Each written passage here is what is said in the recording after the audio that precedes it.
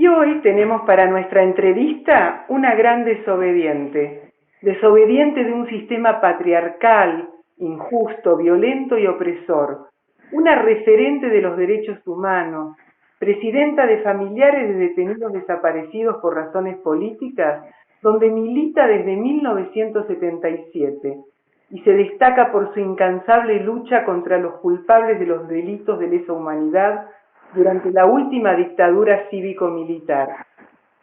Reivindicadora de las luchas feministas, representa un colectivo de mujeres que nos enseñó y nos enseña a vivir luchando por la verdad, la memoria y la justicia.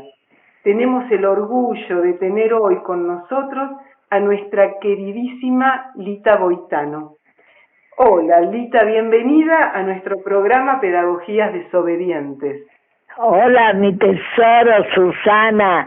La verdad que para mí es un placer en todo sentido, por lo que es el programa, por lo que significas vos y por lo que significó tu mamá también como gran amiga mía. Ay, sí. Así que todo confluye como para que sea realmente un momento muy agradable. Lo que te voy a corregir una cosa es que familiares de desaparecidos y detenidos por razones políticas, porque nosotros también luchábamos por la libertad de los presos políticos de la dictadura.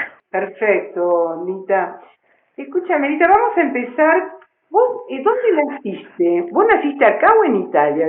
No, yo nací acá, fui concebida en Italia. Claro. ¿Y cómo estaba conformada tu familia de origen? Bueno, mi familia de origen, que no voy a entrar a dar demasiados detalles, pero no fue fácil. Evidentemente las desapariciones de alguna manera creo que fueron un signo en mi vida sin yo saberlo en realidad. Mis padres, mi mamá y mi papá, y con el que fue también mi padrino de bautismo, primo de mi madre, llegaron de Italia el 30 de diciembre de 1930. Y acá ya estaban dos tíos míos, y como uno se va enterando después, por supuesto, esa cosa del inmigrante, de venir primero uno o dos y después llamar a sus hermanos o hermanas o padres y traerlos si era necesario, ¿no es cierto? Claro. Traerlos, mandarles los viajes o también, por ejemplo, mi tío casándose por poder con mi tía, mi tío hermano de mi madre, y después vino su esposa, ¿no? Que en cambio mis padres llegaron casados, y yo ya estaba concebida y nací en el Hospital Rivadavia el 20 de julio de 1931. Claro, sí, hace poquito cumpliste los 90. Exactamente. Ahora vamos a hablar de eso también. ¿Y vos, te acordás de tu escuela primaria? ¿A qué escuela fuiste? Sí. ¿Fue importante para vos? Yo fui a la escuela, que yo creo que Ramón L. Falcón, de Corro, de la calle Corro y la calle Ramón Falcón. Ah, Ramón Falcón y Corro, claro, sí, ahí. Ramón Falcón y Corro, cerca de donde habían matado, tiroteado, asesinado a la hija de Rodolfo Walsh, claro. Porque me acuerdo que era a pocas cuadras, no que por supuesto lo supe cuando ya estaba en la lucha de derechos humanos, ¿no? Pero como yo conocí a Rodolfo Walsh cuando era joven, donde vivía en un pasaje donde yo estaba viviendo, digo, cuántas cosas que sin saberlo uno después rebobinando, y no te digo en esta pandemia, toda la retrospección que hice en mi cabeza de tantas cosas que además no se las puedo contar a nadie, no tengo a nadie que hubiera estado cerca mío en ese momento como para cambiar cosas hablando, ¿no? Claro, pero bueno. Cambiar. Claro, ahora que nombraste esto de Rodolfo Walsh, eso fue en Caballito, que lo conociste, que también a Berni, ¿no? Antonio Berni. Claro, porque yo un poco todo eso, que es una cosa hermosa. Porque a los 8 años, bueno, yo no llegué por lo menos no me acuerdo de haber, no me acuerdo de mi padre biológico. Y eso es uno de los grandes temas, creo que en la historia de muchas familias se da, especialmente creo de inmigrantes o no, que o más como costumbre, de eso no se habla. Claro. De eso no se habla. Entonces, yo siempre pensé, mejor dicho, me dijeron que mi padre había muerto.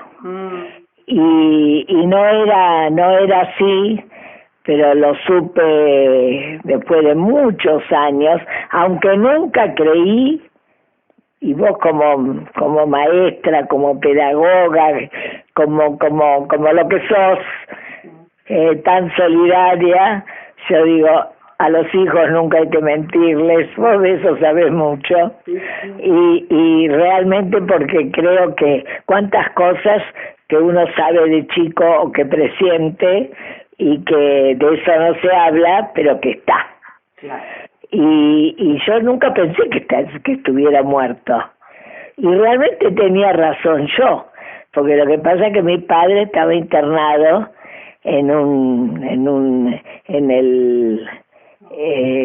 el espérate que ahora no me sale el nombre, pero bueno, en un psiquiátrico. ¿En el prácticamente porque no existía en el otro, mira, muy antiguo, que no hace demasiados años, hará 8 o 9 años, me enteré que era de escuela, de lo mejor que había, de hospital de día. Ya que es tan conocido, que después tuvo una fama tan horrible al final, porque decían que habían llevado desaparecidos a ese lugar, que bueno, pero en la época puede ser el Open Door, exacto, que 2 años después que llegaron mis padres a la Argentina, porque no tuve a nadie que me contara realmente bien, bueno, pero lo hago corto, perdió totalmente la memoria, así que bueno, yo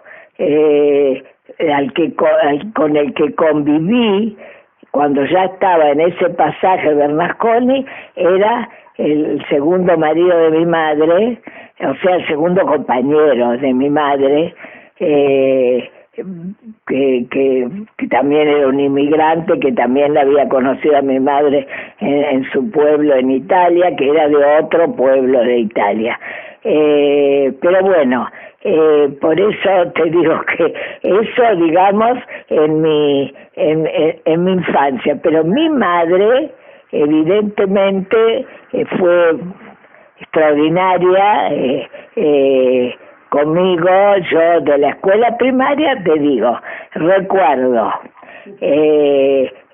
como haber empezado primero inferior en esa escuela de Ramón Falcón, porque vivíamos con mis tíos a 2 cuadras, la calle Cardoso y Rivadavia. Allí yo empecé mi primer inferior, allí también iba mi prima al colegio, y los otros 2 primos míos, con los cuales convivíamos, era el que después fue marino, que fue aviador naval, comandante de aviación naval, y mi prima, o sea que tres primos, que para mí eran como mis hermanos, porque yo era única hija.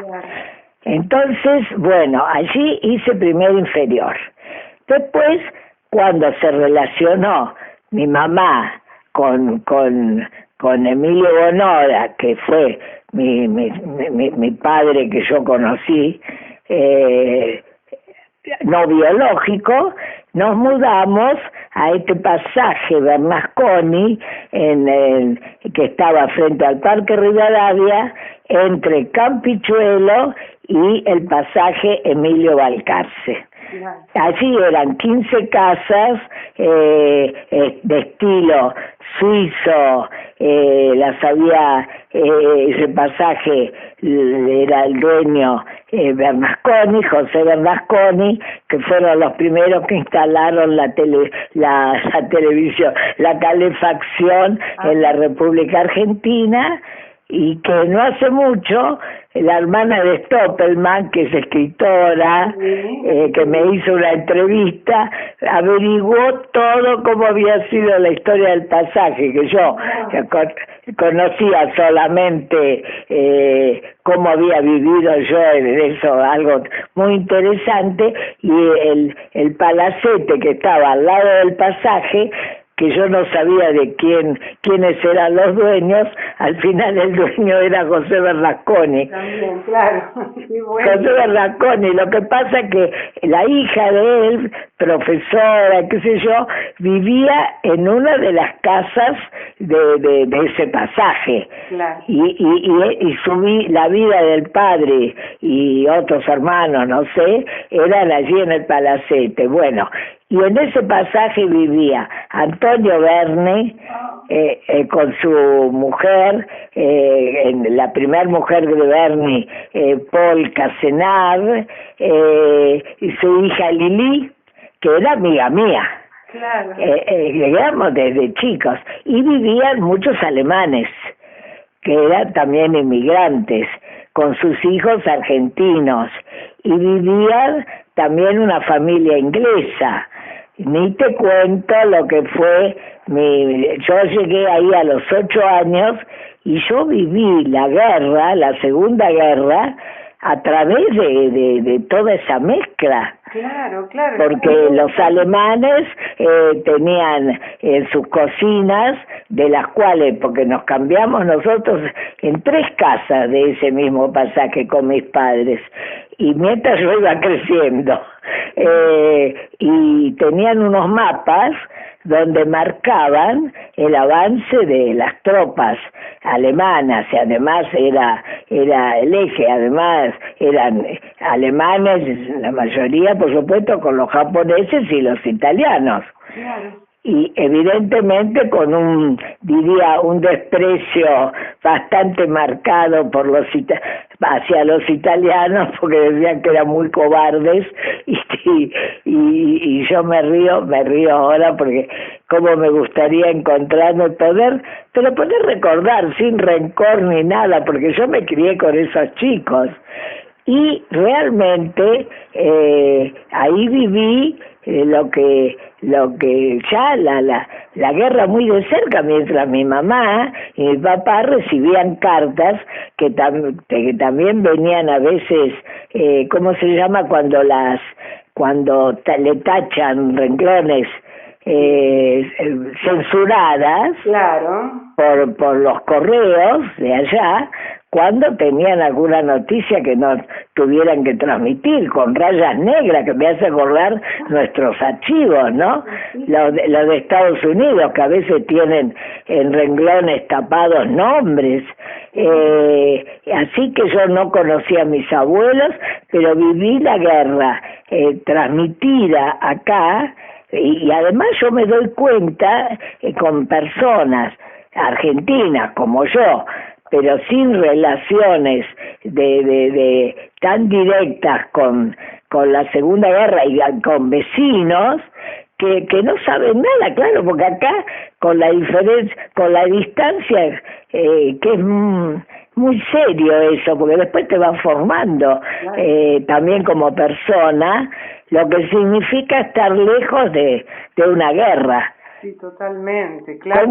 ¿Cómo es la de una guerra o de todas las dictaduras que después hemos vivido, ¿no? Porque realmente hay que estar. Entonces las cartas eran o de muerte natural de los más ancianos o que no volvían de la guerra, primos de primos míos, claro, hijos de hermana de mi mamá, que yo nunca conocí.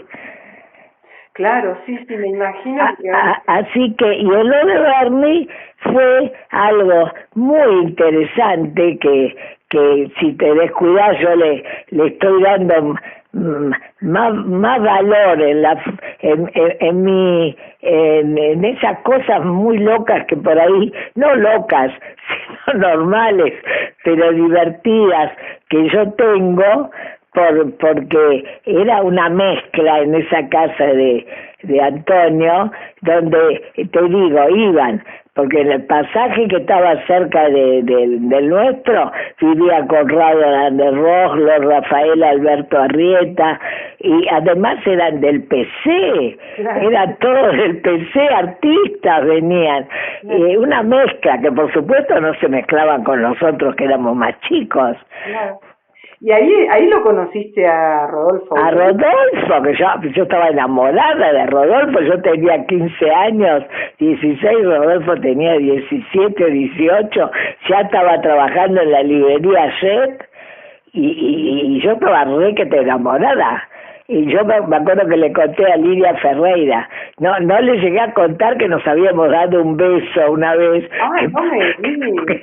Yo ni siquiera con mis hijos lo hablé, porque no, imagínate, no tenía ni la menor idea que era ese Rodolfo Walsh, claro, el que en el tiempo de la formación y de la militancia de mis hijos, que a mí que tenía 20 años, Adriana 23, el Rodolfo Walsh ese, yo recién lo maduré después. Claro, de quién era, claro. Claro, de quién era.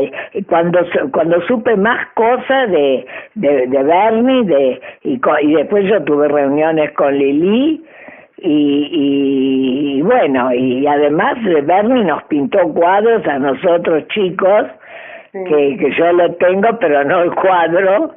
Yo siempre digo, si tuviera el cuadro, hubiera podido hacer a lo mejor para nuestros organismos donaciones, algo, ¿viste? Claro. Yo tengo la hoja de la revista Para Ti, que había salido mi cuadro con el diseño, la fotografía, y con la historia del año 1942. ¡Qué bárbaro! Que él había ganado un premio. Así que mira, pero todo eso, además, lo que significaban las reunioncitas. Claro. Las reunioncitas eran escuchar música, pero escuchábamos música clásica. Por ejemplo, el concierto de Grieg, el concierto número 1 de Chopin, y tomábamos vino semillón. Qué rico. Y yo llevaba una torta.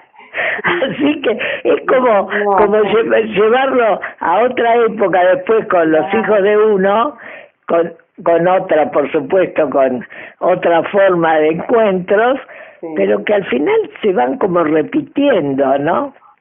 Pero desgraciadamente no lo pude compartir alegremente con mis hijos.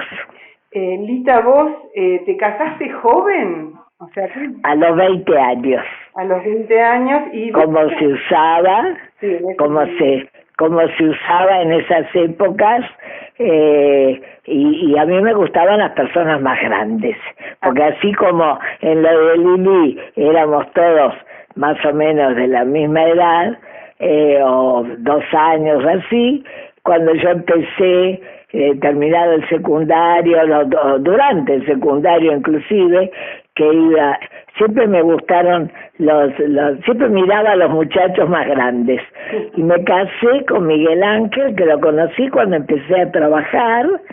Yo me recibí de perito mercantil.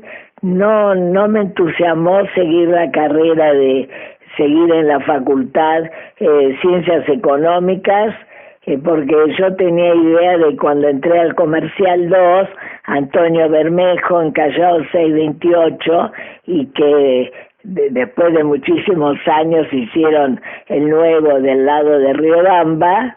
Yo no dejo nunca de mirarlo cuando paso por Callao, porque las palmeras, el patio, todo quedó exactamente igual, que ya cumplió más de 100 años, ¿no?, el colegio. Era el Comercial 2 de mujeres, que seguía al Carlos Pellegrini de varones, ¿no? Claro. Y yo empecé el secundario el primer año con el primer gobierno de Perón. Y vos me preguntaste, cuando me casé, bueno, cuando terminé, porque yo tenía más idea casi de relaciones públicas, más que contabilidad, viste, una cosa tan fría como los números así contables. Entonces, bueno, además porque mi casa era humilde también, mis padres trabajaban los dos. Bueno, empecé a trabajar en Rayo Forchieri, recomendada por un señor alemán que conocíamos nosotros, mis padres y yo, y allí que era un almacén mayorista que estaba justo en Moreno y Bolívar, o sea, enfrente, en esquina, con el colegio, con el Nacional Buenos Aires. Perfecto. ¿Y ahí conociste a tu marido? Ahí conocí a mi marido, y nos tuvimos un año de novios, y me casé. Yo estaba trabajando en el año del Libertador San Martín, que había que poner un sello en cada hoja, que fue en 1950. Claro. Y me casé en octubre de 1950, y Adriana nació yo me casé en el 51, miento, lo conocí en el 50, me casé en el 51 en la iglesia San Miguel Arcángel, de Bartolomé Mitre y Tacuarí, y Suipacha, y mi marido con una familia de 10 hermanos, 5 mujeres, 5 varones, y yo única hija, así que yo pensé que estaba en la gloria además como soy muy charlatana, era una cosa que se me amplió la familia enormemente. Aparte ellos todos nacieron en Córdoba y Suipacha, por lo tanto yo en los barrios era como ir de vacaciones para nosotros. Cuando yo iba con mi prima a la calle Florida a tomar el tranvía en Floresta, ir hasta la calle Florida a pasear por ahí por la calle, las dos del bracete como se usaba, éramos jóvenes, jovencitas, era una excursión prácticamente. Que son todos recuerdos tan lindos, pensando en el barrio. Bueno, Caballito era un barrio de alto nivel ahí. Claro. De alto nivel porque había muchos petit hotel, era una cosa muy especial esa zona entre Avenida La Plata y Primera Junta, ¿no? Claro. Muy de muchos artistas, era muy interesante.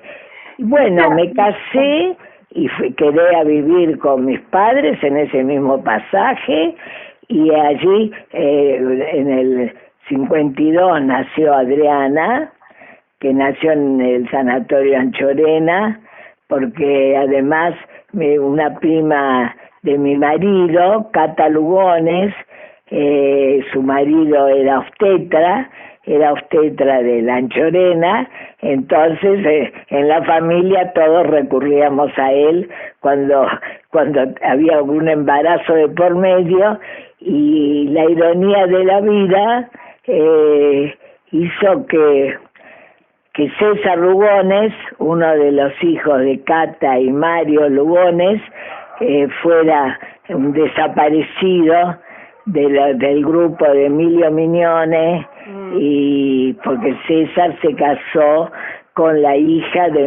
de Marta Vázquez, que con los años fue presidenta de Madre. Así que hay cosas que te rodean, ¿no? Sí. Muy... ¿Y vos? Que agradezco tener memoria, pero me apabulla a veces, ¿viste? Una memoria impresionante. ¿Y vos te construiste con Miguel la familia que soñabas? ¿La mía? Sí, la que La verdad que sí. Sí.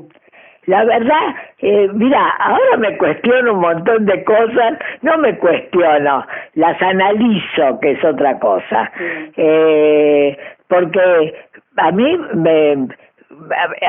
mi marido ni insinuar de que yo trabajara, y no porque él tuviera entrada, no, porque tenía... 3 trabajos, uno que iba a la mañana y también de las 6 de la tarde a las 9 de la noche, que era contador de Radio Porteña, y otro contador, pero contador no de universidad, sino de contable, de una compañía japonesa, porque después que dejó el almacén mayorista, ¿no? Cuando nos casamos, pero era la mujer en su casa. Claro. Y yo estaba recontenta porque reconozco que me parecía mucho más libre, porque evidentemente la libertad me interesó mucho más libre como ama de casa. Claro. Cosa que con los años, se diría, alrededor de los 7 años que se hablaba de las crisis en las parejas, qué sé yo, y yo me puse a pensar después, cuando quedé sola, cuando murió mi marido y demás, lo analizaba, no desde el feminismo, antes del feminismo, lo analizaba como algo que yo hacía sin darme cuenta, por ejemplo, cuando estaban acostados los chicos, que fueron hermosos, inteligentes, no me daban ningún trabajo, pero hablo cuando eran pequeños. Y mi marido se acostaba esperándome a mí, que hiciera lo mismo, y yo por ahí me ponía a planchar o a hacer algo como para acostarme después, y por ahí me quedaba hasta 1 o 2 horas después, pero después me fui dando cuenta que era mi momento de libertad. Claro, de estar sola, ¿no? Con vos. Y me ponía a escuchar la música que yo quería. Claro. Ponía los discos y planchaba así, no es que me quedaba sentada. Pero después lo analicé todo esto. Claro, sí. Porque evidentemente por ahí, si los chicos, ponerle, tuvieran una gripecita o resfriados, mi mamá que venía siempre, casi todos los días, o sea que siempre me dio una mano mi madre, pero por ahí yo no salía en 15 días de mi casa. No. Lisa, ¿y vos cómo eran tus hijos, Miguel Ángel y Silvia? Adriana, ¿no? Silvia. Y Adriana, Silvia, bueno, Adriana, Silvia. La verdad que dos hermosísimos hijos que eran tranquilos, muy buenos, pero que tampoco sé si era porque yo era muy mandona. Y eso es otra de las cosas que uno va viendo, ¿no? Porque, empecemos por cuando eran chiquitos. Adriana, en esa época no era demasiado usual lo del jardín de infantes, que era así los primeros, pero sí, conjuntamente con mi prima Cata Lugones, a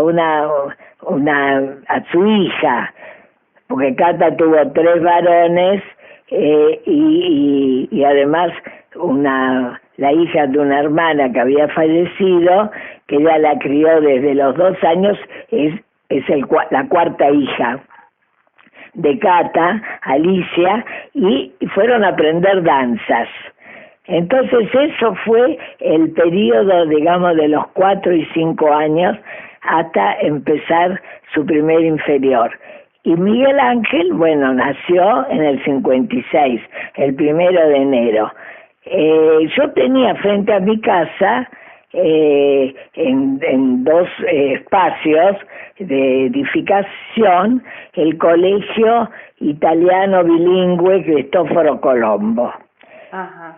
Yo siempre fui amante de la escuela pública, pero realmente, primero, porque toda nuestra generación, las previas y posteriores, la escuela pública, porque inclusive lo decíamos, las escuelas privadas, salvo, bueno, la de monjas o algo así, los institutos donde se pagaba, tenían que dar los exámenes después para ser reconocidos en nuestras escuelas. Claro. Esos eran incorporados, se llamaban. Sí. Entonces nosotros, no humildemente, decíamos que los burros iban a esos lugares, Claro. que iban a los incorporados. Claro. O los que habían repetido mucho las materias en las escuelas públicas. No obstante toda esa práctica, yo no sé si fue, yo creo más bien porque la tenía enfrente de mi casa. Entonces, como era bilingüe, aunque todavía no tenía la autorización en el caso de Adriana, que era mayor que la que empezó en el 58, su primer inferior, la anoté allí, la anotamos con conformidad con mi marido, cosa que mis hijos, ya prácticamente terminados sus estudios, me lo reprocharon. Ya no vivía mi marido murió de muerte natural después de una operación de corazón en el año 1968. Mis hijos me lo reprocharon así en una conversación, porque me dijeron: mami, primero Adriana me dijo, no sabés lo que significa entrar en un aula donde no entendés nada de lo que están hablando, porque había solamente otra piba argentina. Claro. Y eso que era italiano, pero en mi casa no, yo tampoco sabía hablar italiano, porque mi madre, como era dialecto, el véneto, que ella sabía, le parecía que no tenía por qué enseñarlo, porque no era el verdadero italiano. Claro. No era la lengua madre. Entonces, eso me lo decía Diana. Pero además, me marcaron la diferencia de clase. Claro. Porque allí, a ese Cristoforo, que no era igual que el Instituto de Cultura que estaba en Olivos, iban el hijo del director de la Pirelli, de la Fiat, de la Cinzano, del embajador. Y mi marido tenía 3 laburos. Claro, sí.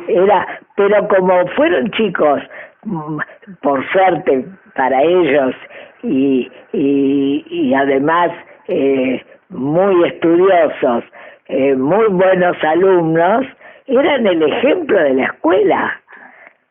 Y después, cuando pasó lo que pasó, primero conmigo, Adriana ya había terminado, pasaron a ser los terroristas a los cuales no había que copiarse. Claro. Tremendo.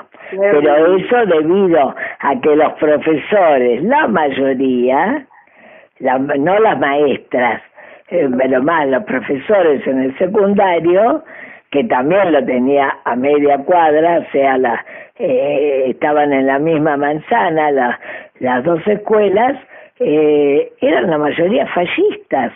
Claro. Que habían venido después de la guerra. Claro.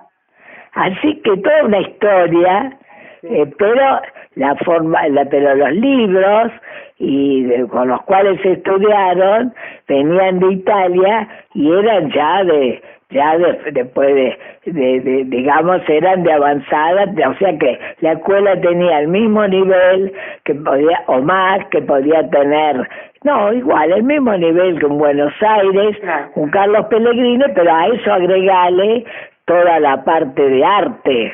Claro.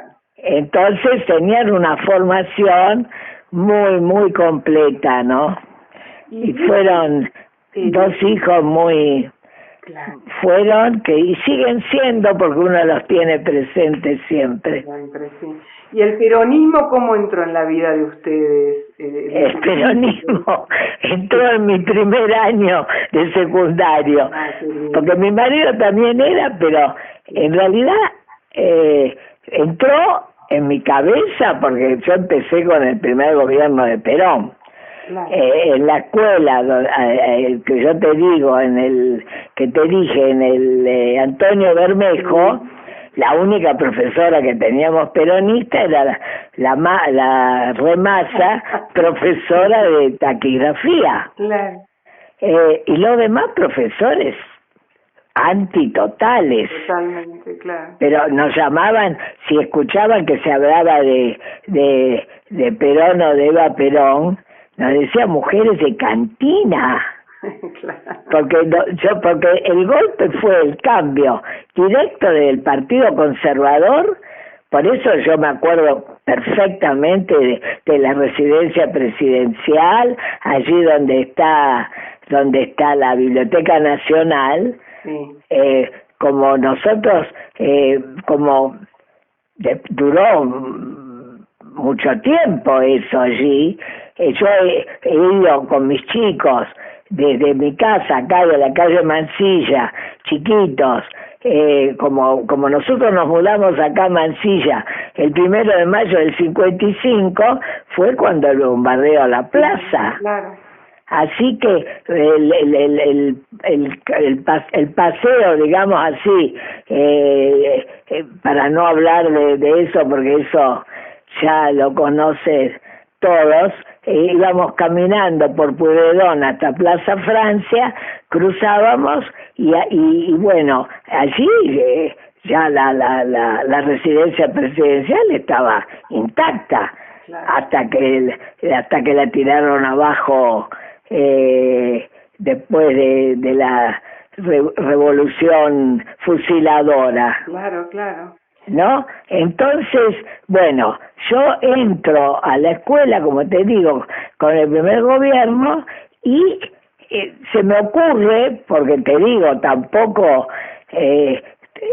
más que con mi marido, de los discursos, pero no militábamos en el peronismo como partido ni para nada. Yo creo que fue un tema de clase. Claro. Porque yo lo noté en mi misma familia, la diferencia entre mi padre, él vino como albañil desde Italia, pero albañil que también no era de construcción de casas, sino de campanario de iglesia. Y ya después me enteré por la historia italiana, que el gremio de albañiles en Italia era anarquista, que se sentían artistas, y era una cosa muy especial, lo de albañiles, aunque fuera de pueblo. Y mis tíos, que acá todos ellos trabajaron en el mosaico, en esas baldosas de granito, los pasamanos de las escaleras y todo eso acá, y mármoles, lo de la zona de Carrara y eso, cuando mi padre trabajó por su cuenta, pero como decía él, con dos brazos nadie puede más que tener un sueldo, pero no te vas a hacer de una posición más que lo justo. Y en cambio mi tío, que se animó a empezar a comprarse una máquina ilustradora de mosaico, a tener obreros, primero uno, después dos, después tres, ya había una diferencia en mi propia familia. Y yo lo sentía eso, no con envidia ni nada, sino con la casa de un tío donde yo podía ir a comer cosas más ricas. Claro. Y además, sí, con el auto por ahí, a veces me venía a buscar al colegio para que yo fuera a la casa. O sea, esas pequeñas diferencias que por suerte las viví siempre con alegría, pero que eran reales. Claro, claro. Y yo siempre pensé, pero eso lo pensé solita, que el guardapolvo, por más que dijeran, o por más que se diga que iguala, yo decía en la época de la escuela primaria, sobre todo en la parte primaria, cuando mi mamá me compraba los guardapolvos con 3 tablitas, no era igual que el de otras chicas que tenían un montón de tablitas. Claro.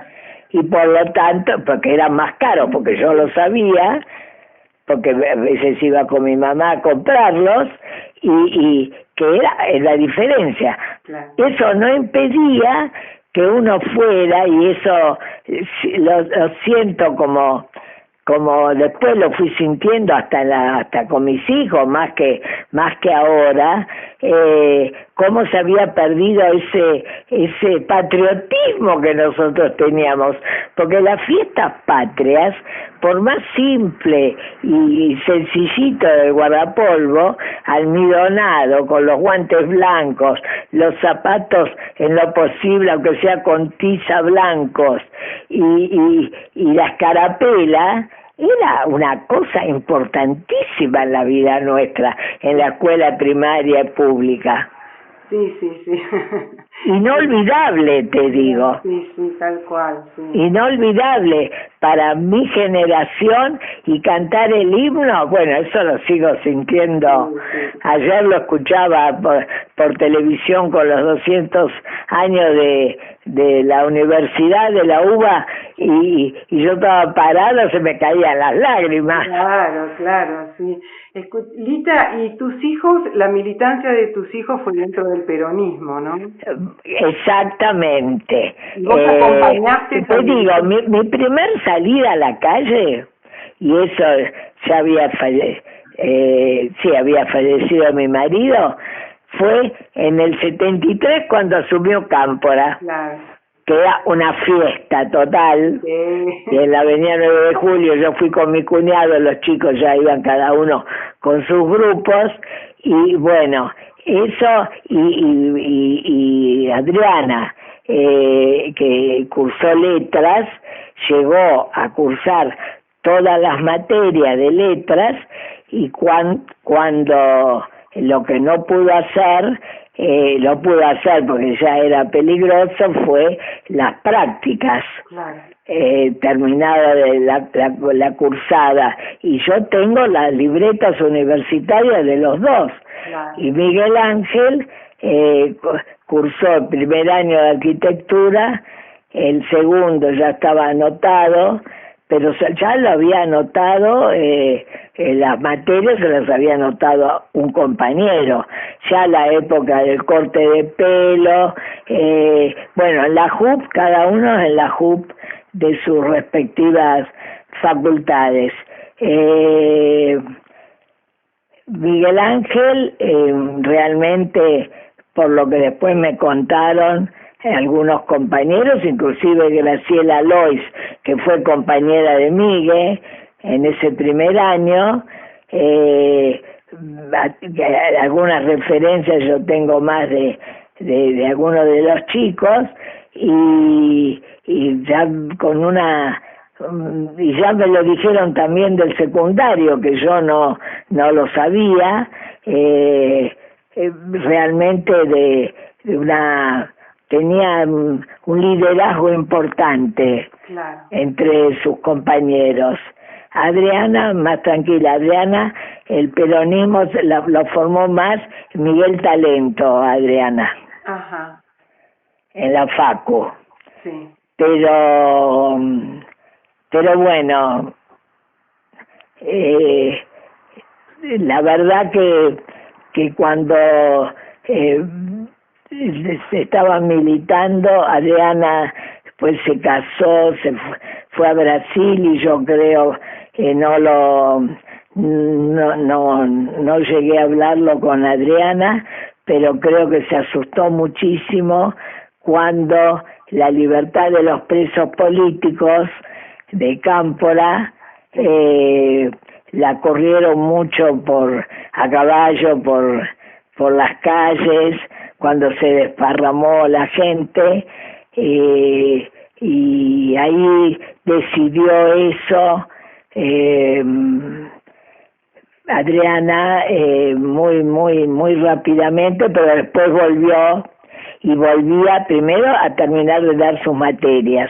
La última materia Adriana la rindió en marzo del 76, acá.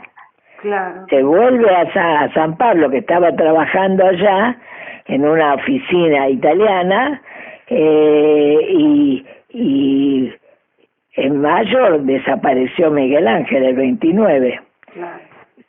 Claro, primero fue Miguel Ángel y después Adriana, sí.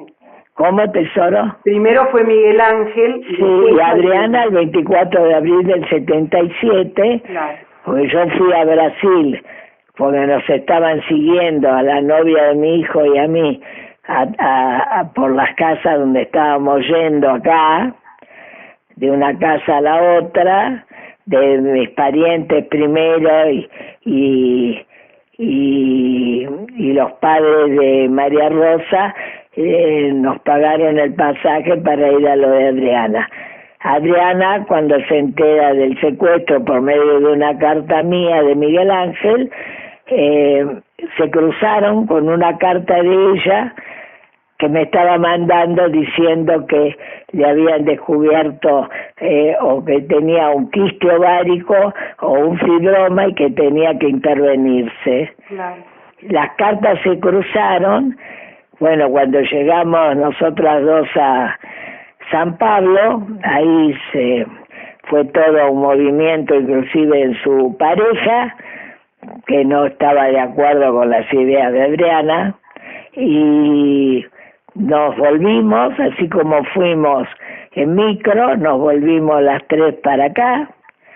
Adriana se operó acá y después empezó a trabajar acá en Buenos Aires y a militar, pero con compañeros de la facultad de Miguel, claro. O sea, de arquitectura. Bueno, cuando Adriana desapareció, yo la vi porque la acompañé, que tenía una cita, y bueno, así es. Elita, ¿vos cómo fue para vos pasar de la lucha individual a la lucha colectiva en momentos en que imperaba el miedo, ¿no? Y la desconfianza después del secuestro de tus hijos? Mira, yo empecé a ir a familiares. Bueno, me llama por teléfono. Las denuncias que yo hice primero, que fueron individuales, fue un primer llamado a mi primo, que ya era comandante de aviación naval y estaba en Bahía Blanca. Él quería muchísimo a mis hijos y los frecuentaba mucho acá porque me decía qué cultura, qué formación que tienen los chicos, qué inteligentes que son. Venían con su mujer, y en mi casa, bueno, cuando vivía mi marido, hacíamos, qué sé yo, un asadito cualquiera, y yo los llamaba y ellos estaban viviendo en un ambiente cerquita de mi casa, a 10 cuadras, se venían volando. Bueno, el primer llamado fue para él.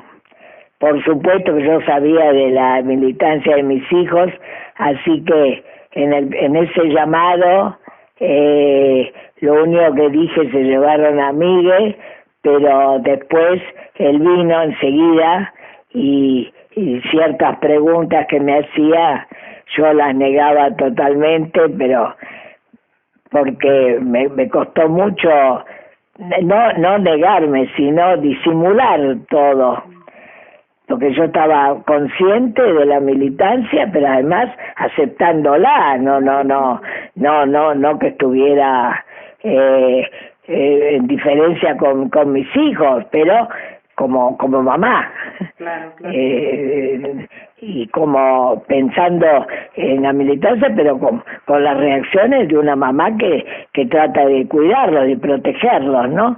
Eso, el cura del colegio que les enseñaba religión hasta desde la primaria, como tenía que ir a hacerla, la denuncia la hice en la comisaría, que la tengo a 3 cuadras, pero a su vez quería ir a la porque ellos tomaron la comunión en la iglesia italiana, los dos, Adriana y Miguel, que está a una cuadra de la central de policía. Entonces yo dije, para ir a hablar con el capellán de la Policía Federal, qué mejor que ir con el cura que los conocía, a mis hijos. Bueno, cuando nos atendió el capellán, el cura D'Aparo, que era el párroco de esa iglesia italiana, no sabía más qué elogio hacer de Miguel Ángel, porque Adriana todavía estaba en Brasil, no había desaparecido, y ahí el capellán me dice, señora, seguramente su hijo se fue con una chica, por eso no volvió a su casa, debe andar por ahí. Así que bueno, esa fue la respuesta que escuchó inclusive el cura. Además, cosas, tratar de con la novia de mi hijo, de encontrarnos con algunos de los compañeros de la facultad, más María Rosa que yo, pero pensando que podía ser rápida, pero no conocía la existencia de la Liga Argentina por los Derechos del Hombre, que así se llamaba en ese entonces, hasta que me llamó. Bueno, y los que primero me llamaron, todavía mi hijo estaba libre, fueron los hijos de Cata Lugones, cuando desapareció, cuando se llevaron a la hija de Miñones y a César, y a la hija de Marta, al grupo de los 14, de los 12 creo, pero el 14 de mayo de 1976. Miguel Ángel, me llamaron para que yo me comunicara con mi pariente Marino. Claro. Y a su vez los hermanos de César hacían sus gestiones por otro lado, y cuando mi hijo volvió del trabajo, porque trabajaba en la Techín como empleado, e iba de noche a arquitectura, a la ciudad universitaria, cuando volvió yo le dije, se llevaron a César, y Miguel Ángel me dice, ay mami, no vas a ver que no vamos a saber nada hasta dentro de a lo mejor 6 meses. Me dice Miguel Ángel que sabría ya de unos cuantos, o de antes del 76, que también los hubo. Por supuesto que uno estaba al tanto de la AAA, de unas cuantas cosas, no demasiadas yo, pero sí de lo que se podía saber, que te dijera la radio, que no, o de un diario, las cosas dibujadas también que se sabían. Claro. Bueno, recibo un llamado de una madre, Katy Neujas, que me dice, mira, yo te llamo porque tu número me lo dio Cata Lugones, dice, para decirte que va a haber una reunión muy importante en Corrientes y Callao, hoy a la tarde, a las 6 de la tarde.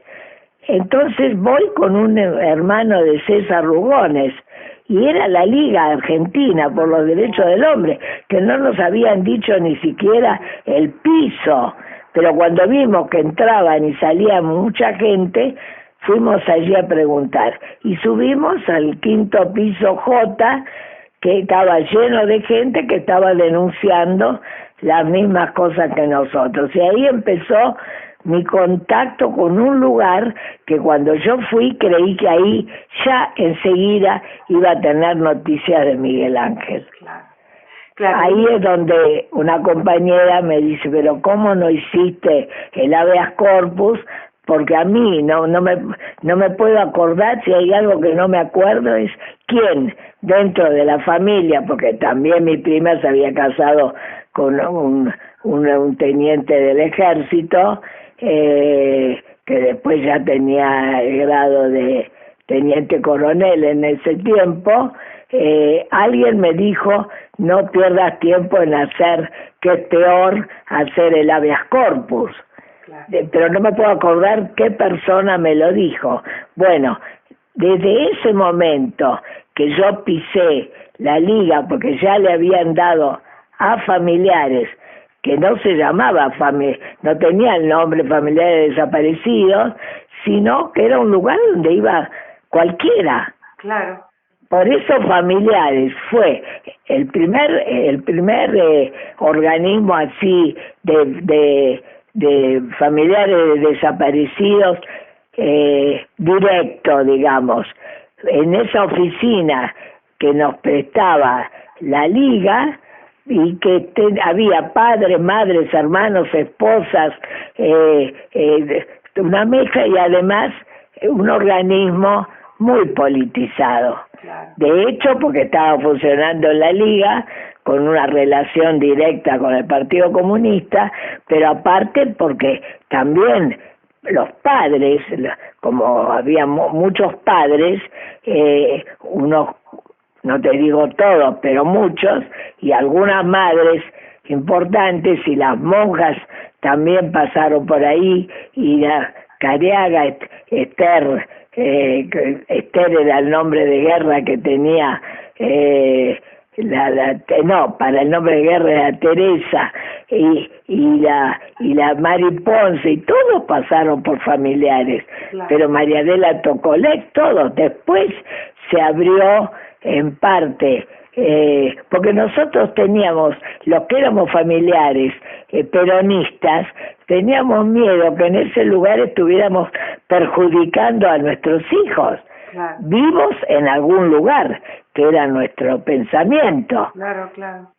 Pero el hecho, y voy a tu pregunta, el hecho de haber ido a un lugar donde las denuncias se repetían casi exactas, de una madre, de un padre, de una abuela, de una esposa, ahí fue y siguió siendo siempre para mí mi segunda familia, porque ya dentro de esa gran familia de mi marido, que yo digo que eran todos, pero empezaron a tener miedos, o sea que yo me quedé con mis padres, por supuesto, y dos de mis cuñados solteros, 3 de mis cuñados solteros cercanos, pero después un alejamiento que yo lo entendí, siempre lo entendí. Claro. Siempre entendí el miedo que podían tener, y con todo lo que escuchaban, bueno, éramos no deseables en muchas casas. ¿Supiste, Lita, a qué centros clandestinos fueron tus hijos? Mi hijo, después de mucho tiempo, pero más que todo ya estando en Familiares, y el de arquitectura, y por Graciela, los primeros 40 de arquitectura pasaron todos por la ESMA. Así que sí, Miguel Ángel figura en una lista, pero no fue visto. Claro. Era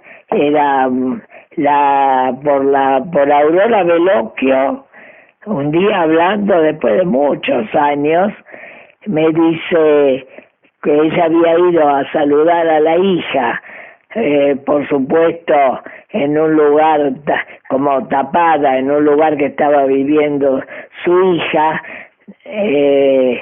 con uno de los compañeros de arquitectura, no con el padre de Carlitos, Pisoni, no era Pisoni, sino antes, el día 29 de mayo de 1976 había ido Aurora a saludar a su hija, que era el cumpleaños, y la hija le dice: mamá, nos vamos a tener que cambiar de casa ya, porque se llevaron a un compañero. Y después de muchísimos años supe que era mi hijo. Era Miguel, claro.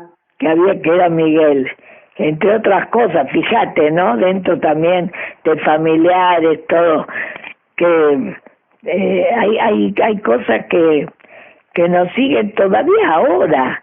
Ahora, a Graciela la llamaron el otro día para decirle que el tío de una chica joven que quería saber qué era de mi vida, porque me quería entregar fotos que tenía conmigo en San Fernando cuando él tenía un barco. Qué bárbaro, sí. Así que ahora, te digo, hace una semana. Claro. O sea que, pero familiares pasó a ser mi segunda familia siempre, lo sigue siendo, lo que quedamos somos muy pocos, y a veces me preguntan por qué yo me quedé en familiares, porque nosotros la ronda la hicimos todas, desde cuando familiares ya se formó el grupo, en familiares de las madres, y lo mismo los jueves íbamos todos, pero por ahí lo que no queríamos que fueran eran los más jóvenes, porque era peligroso, por lo tanto íbamos las madres, no importaba si estábamos en el grupo. Mi mamá iba a las iglesias y yo iba a la plaza y a familiares. Claro, sí, o sea, aparte, bueno, fue gracias a esa lucha, ¿no?, que se pudo mantener viva la memoria de todo lo que... Sí, no cabe duda, por eso uno también, por un lado, yo agradezco estar viva y tener memoria que... ¡Qué memoria, Lita! ¡Qué memoria! Por favor, con fechas y todo. No, que cuando las cuento las estoy viviendo, ¿viste? Sí, pero todo lo que te vas acordando, lo que vas contando. Pero por otro lado yo digo, por eso a mí yo reconozco todas las ventajas que tiene la tecnología, y eso lo hablé mucho con hijos, lo reconozco, lo valoro, pero como valoro muchísimo la palabra, no puedo, no me convenzo de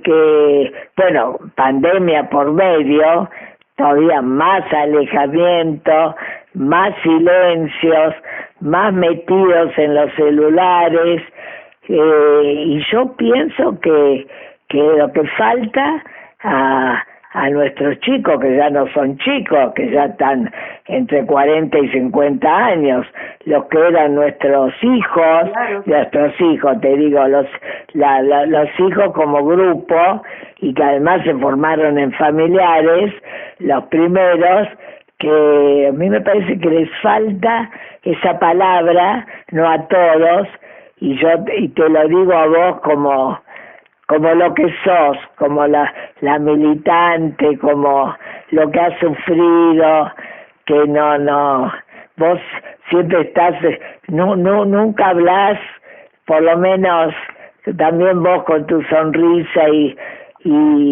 tu bondad, siempre tratás de que lo tuyo quede a un costadito y mostrás y luchás por los problemas de los demás.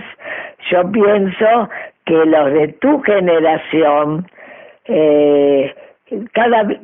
yo creo que tienen cada vez más obligación en los sesentones, no sé la edad que vos tenés en este momento. 65, Lisa. ¿Cuánto, tesoro? 65. Mira vos, bueno, esa.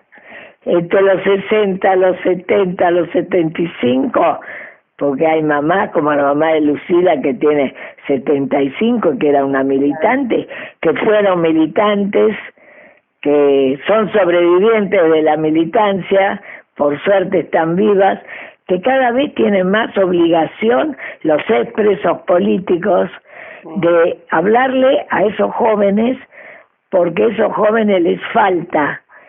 Yo lo digo con amor y con tristeza también. Les falta, para que sepamos, le falta, yo digo le falta, no le falta. Hay que hablar, volver a hablar ahora que la pandemia esperemos que desaparezca en el mundo lo antes posible, por eso también nos tenemos que seguir cuidando, para que en este momento, a mí en este momento me interesa cada vez más la política, porque estamos a un paso de que si no sabemos manejarnos en estos momentos, en estos 2 años, nos van a pisar la cabeza y no vamos a poder soportar un cambio como los 4 años que tuvimos. No vamos a poder, porque no es justo.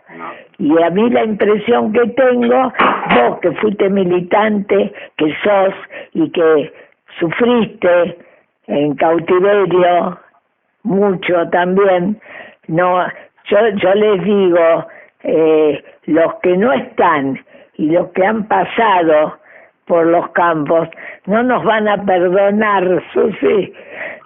No les van a perdonar a los jóvenes que están bien, que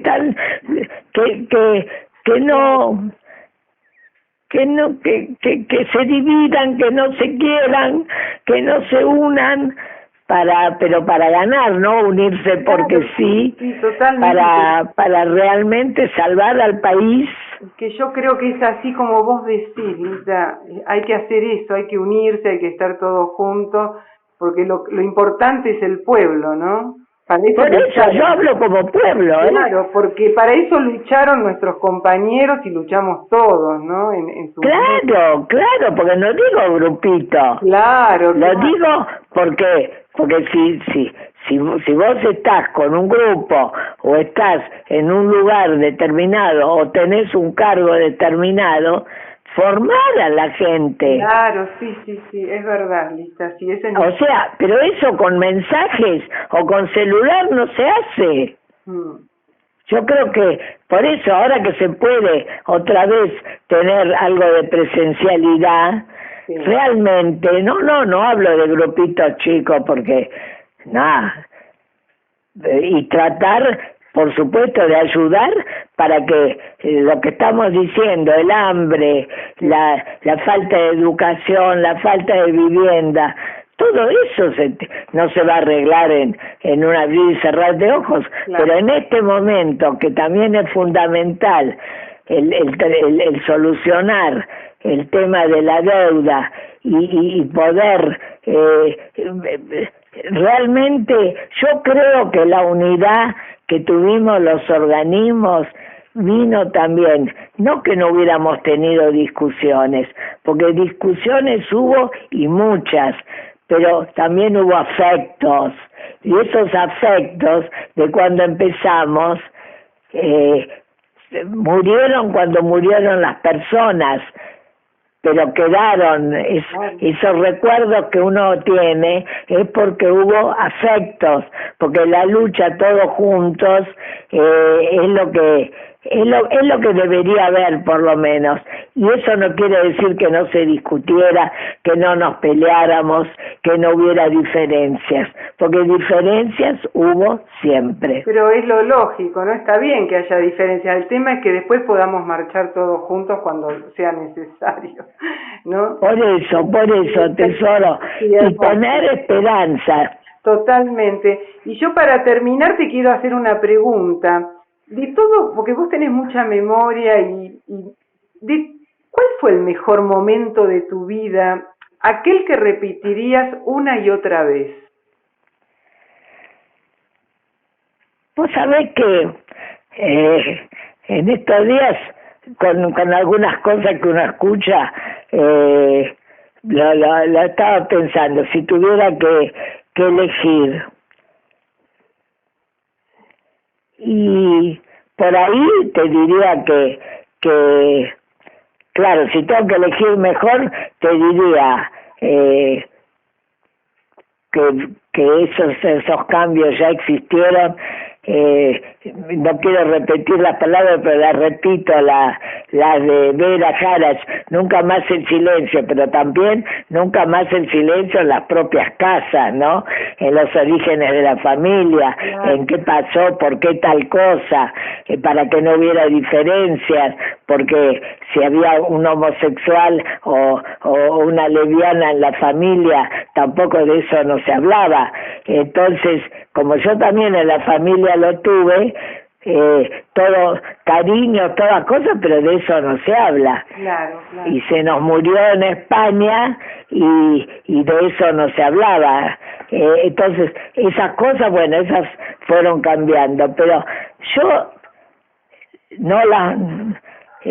a vos, ¿sabés qué pasa? Me cuesta decir el momento, porque en el momento que falleció mi marido estábamos tan bien, pero como grupo familiar, y con mi mamá y mi papá también, el golpe de la muerte de mi marido fue muy grande para Adriana y Miguel Ángel también. Adriana iba a cumplir 16, Miguel Ángel 13, y yo me acuerdo que cuando cerré las puertas con llave a la noche, el día que enterramos a mi marido, yo tenía 37 años y me dije a mí misma antes de acostarme, ¿por qué no tendré 70? Como que ya hubieran pasado todos los años de la crianza de mis hijos y de qué sé yo, la historia. Entonces te diría que cuando hice la retrospección en este periodo y recordé más cosas del pasaje y lo que viví, que hubo cosas lindas y otras cosas que no fueron tan lindas, pero en el conjunto, menos las muertes, te diría que repetiría todo. Claro. Porque no perdí la alegría. No. Yo crecí con mis hijos casi 10 años después que murió mi marido, y eso nos unió mucho más. Corregiría, claro, es fácil decirlo, cosas de esas mandonas. Lo que pasa es que uno se da cuenta también lo que significaba ser hija de italianos, y el patriarcado y el matriarcado y todo eso que uno no se daba cuenta, y cómo como también yo, si mis hijos subían por la escalera que venían del colegio, ya en la escalera les preguntaba cómo les había ido y cuántos deberes tenían que hacer. O sea, una serie de cosas que eran muy represoras también, porque era la formación que uno tenía, ¿no? Sí. Bueno, Lita, hermoso, sabés que te quiero muchísimo. Sos una maestra, todo esto que nos contaste es hermoso, tu vida, tu vida, cómo la llevaste adelante, y con esa sonrisa, ¿no? Con esa risa, esa hermosa, te quiero mucho, Lita. Pero por eso, Susi, también me entendí enseguida con tu mami, y con vos. Vos sos un ejemplo, sos un gran ejemplo de vida, y son más que hermosa y más que madre y abuela. porque me decía Juan Pablo ayer, los chicos están creciendo. ¿Cuántos años tienen los nietos? 7 y 4. Hermoso. Así que mi tesoro, tengo muy lindos recuerdos porque tuve muy linda gente alrededor. Sí. Bueno, te mando un abrazo inmenso, inmenso, ¿eh? No, más para vos, pero te das cuenta que yo te digo, hacerme preguntas si no me voy por las ramas y me fui bastante por las todo ramas. hermoso, todo muy lindo, hermoso, Lita, muchísimas gracias, sos muy generosa, como siempre. Bueno, corazón, toda la suerte del mundo y esperemos que nos vaya lo mejor posible y ahora tenemos el 10 de diciembre en las puertas. Sí. Por lo que escuché parece que va a estar Lula. Sí, Lula, Cristina, sí. Lula, Cristina y que yo me amigué mucho con el Papa, la verdad. Creo que cambió muchísimo del Bergoglio al Francisco. Sí. Cambió mucho por lo que vio de pobreza, de tristeza y de los nuevos desaparecidos del Mediterráneo, porque eso es real, y de las pobrezas también es muy real eso, así que todos los días le pido también que se arregle en paz. Aunque a veces cuando uno se calienta va a decir, a mí me pareció interesante las palabras en uno de los días que escuché a Jorge Alemán, que le preguntaban, pero entonces ¿qué hacemos si todo es tan dramático? Ojo, en todo el mundo, ¿no? La derechización y demás, y él dijo, yo creo que la resistencia y la calle. Así que yo creo que es verdad. Sí, totalmente. Ahí nos seguiremos encontrando en las calles, ¿no? Tal cual, en las calles, tesoro. Y pedir salud para poder caminar aunque sea una cuadra de parte de nosotros. No te llevamos, Lita, no te preocupes. Bueno, mi amor, gracias y un beso grande para vos y toda la familia y para el profesor Sileone y para la Rita, que me canta al oído y me hace muy romántico el vete de mí. Qué linda. Bueno, mi tesoro. Un beso enorme. Gracias. Muchos besos y abrazos, mi querida. Chau, gracias. Chao, mi tesoro. Y suerte en el colegio siempre. Sí, gracias, Lita. Con todos los chicos. Sí, gracias. Chao, mi tesoro. Chau.